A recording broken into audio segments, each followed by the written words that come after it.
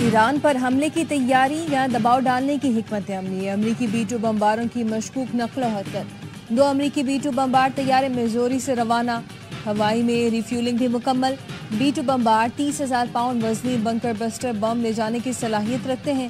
Al Jazeera T V کا کہنا ہے کہ بنکر بسٹر بم ایران کی فردو پلان تباہ کرنے کے لیے استعمال ہوں گے. خبر ایجنسی کے مطابق صدر ٹرمپ آج نیشنل سیکیورٹی کونسل کا اہم اجلاس بلائیں گے. حملے سے متعلق حتمی فیصلہ کیا جائے گا.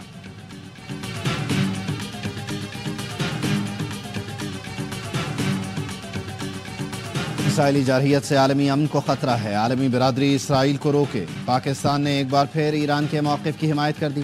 ایرانی خود مختاری پر حملہ عالمی قوانین کی کھلی خلاف ورزی ہے. امید ہے چیلنجز سے نمٹنے کے لیے OIC بھرپور اقدامات کرے گی.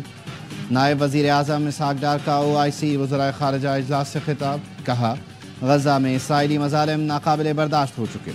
فلسطینیوں پر ظلم رکوانا امت مسلمہ کی مشترکہ ذمہ داری ہے. مسئلہ کشمیر کا اقوام متحدہ کی قراردادوں کے مطابق حل چاہتے ہیں.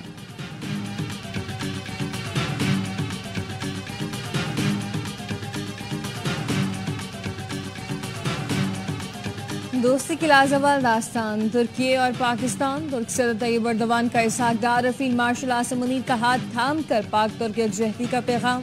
استنبول میں نائب وزیر اعظم اسحاق ڈار کی ترک صدر سے وفود کی سطح پر ملاقات. فیلڈ مارشل عاصم منیر بھی موجود تھے. پاک ترک قیادت کی ایران پر اسرائیلی حملوں کی شدید مذمت. ایران کی خود مختاری اور دفاع کے حق کی حمایت کا اعادہ. خطے میں کشیدگی کم کرنے کی سفارتی کوششیں جاری رکھنے پر اتفاق. عالمی برادری سے فوری جنگ بندی کا مطالبہ. غزہ کی صورتحال پر بھی تشویش کا اظہار. انسانی امداد کی بلا روک ٹوک فراہمی ناگزیر قرار دے دی. پاکستانی وفد نے OIC اجلاس کے کامیاب انعقاد پر ترک قیادت کو خراج تحسین پیش کیا. اہم ملاقات OIC وزرائے خارجہ اجلاس کے موقع پر ہوئی.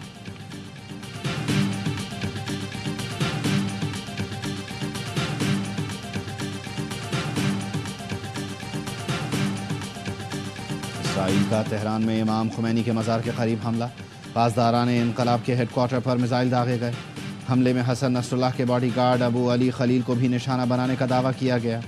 صہیونی فوج نے اصفہان میں جوہری مرکز کو نشانہ بنایا. عالمی توانائی ایجنسی کی تصدیق.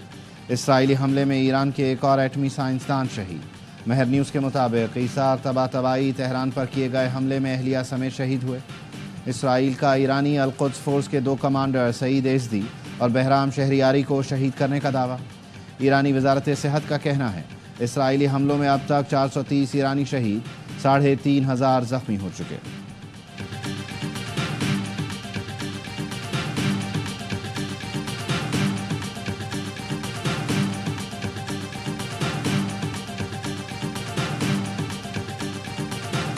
ایران کا اسرائیل کے مختلف شہروں پر میزائلوں سے حملہ. 27 افراد زخمی. اسرائیلی فوجی مراکز، فضائی اڈے، دفاعی صنعتیں اور کمانڈ اینڈ کنٹرول سینٹرز کو نشانہ بنایا.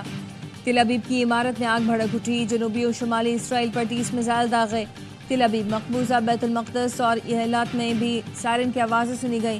ایک میزائل حیفا میں وزارت داخلہ کے ہیڈ کوارٹرز کے قریب گرا. کچھ نے وسطی اسرائیل میں ڈین گش کے علاقے کو ہٹ کیا. پاسداران انقلاب کا کہنا ہے حملوں کی 18ویں لہر میں لانگ رینج میزائلوں کا استعمال کیا ہے.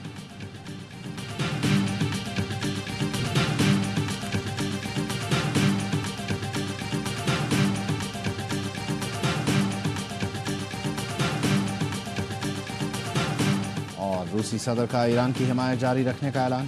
پیوٹن نے کہا ایران کے پرامن ایٹمی پروگرام کی مکمل حمایت کرتے ہیں.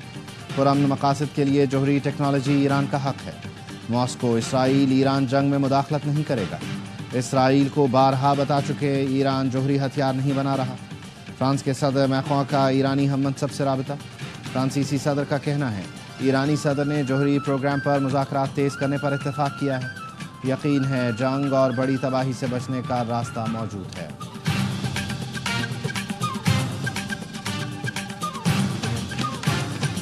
پاکستان نے امریکی صدر کو نوبیل امن انعام 2026 کے لیے نامزد کرنے کی سفارش کر دی. حکومت پاکستان کی جانب سے جاری اعلامیے میں کہا گیا ہے ٹرمپ کی مداخلت سے پاک بھارت کشیدگی کم ہوئی، جنگ کا خطرہ ٹل گیا. ڈونلڈ ٹرمپ نے پاک بھارت کشیدگی میں قائدانہ کردار ادا کیا. نازک موقع پر غیر معمولی حکمت کا مظاہرہ کیا. صدر ٹرمپ نے اسلام آباد اور نئی دہلی سے مؤثر سفارتی رابطے استوار رکھے. سفارتی رابطوں سے تیزی سے بگڑتی صورتحال پر قابو پایا گیا۔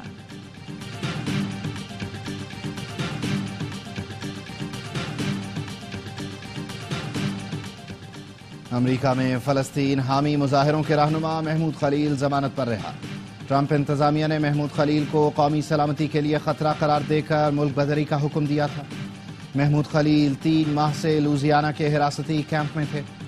گرین کارڈ ہولڈر محمود خلیل کو اسرائیل مخالف مظاہروں کی قیادت پر 8 مارچ کو کولمبیا یونیورسٹی کے اپارٹمنٹ سے گرفتار کیا گیا تھا۔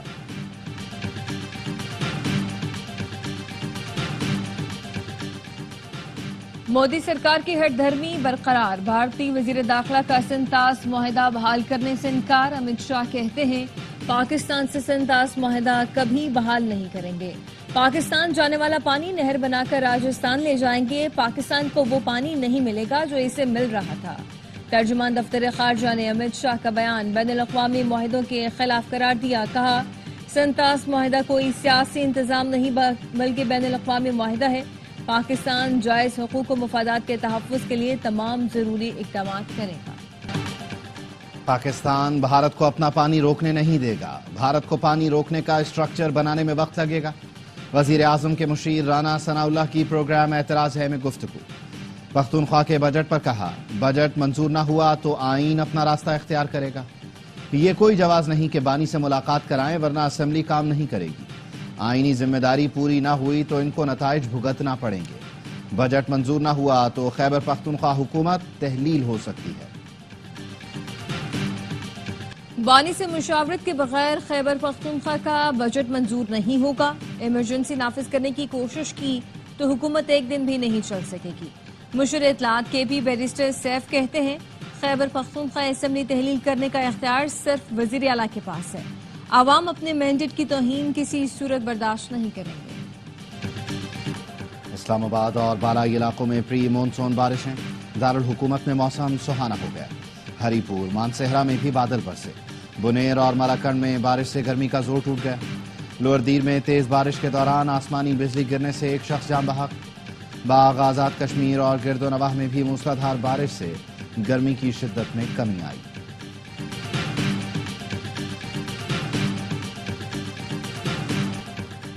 دونوں ایوانوں کے ارکان کی تجویز پر درآمدی سولر پینلز پر ٹیکس 18 سے کم کر کے 10% کرنے کا فیصلہ کیا ہے۔ وزیر خزانہ محمد اورنگزیب کا سینٹ میں اظہار خیال۔ کہا تنخواہوں میں 10% اضافہ ملازمین کو احساس دلائے گا کہ ریاست ان کے ساتھ کھڑی ہے۔ قومی اسمبلی کی قائمہ کمیٹی برائے خزانہ نے نان فائلرز کے لیے بینک سے کیش نکالنے کی حد 50 سے بڑھا کر 75,000 کرنے کی تجویز منظور کر لی۔ مشیر برائے وزارت خزانہ خرم شہزاد نے سوشل میڈیا پوسٹ میں بتایا پاکستان نے سرکولر ڈیٹ کا مسئلہ حل کر لیا ہے۔ حکومت نے 18 بینکوں سے سرکولر ڈیٹ کے لیے 1275 ارب کے معاہدے کر لیے ہیں۔ کراچی کے خلاف سازشیں ہو رہی ہیں۔ ایم کیو ایم ماضی بھول کر میرے اور ڈپٹی میئر کے پیچھے پڑی ہے۔ میئر کراچی مرتضی وہاب کہتے ہیں IIH اندریگا روڈ کو عالمی معیار کے مطابق سرنو تعمیر کیا جائے گا۔ بلدیہ عظمیٰ کراچی نے بیچ ریزارٹ کا افتتاح کر دیا۔ کراچی کے شہریوں کو اب تھائی لینڈ اور ملیشیا جانے کی ضرورت نہیں۔ میئر نے کلفٹن 3 میں اسپورٹس پارک کا بھی افتتاح کر دیا۔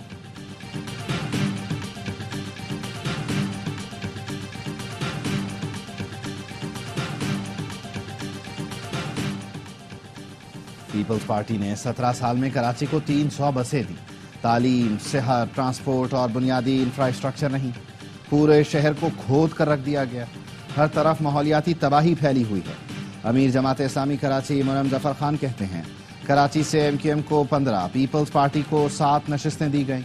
یہ لوگ کس بات کا بدلہ لے رہے ہیں؟ جماعت اسلامی کراچی کے حقوق کی جنگ لڑتی رہے گی۔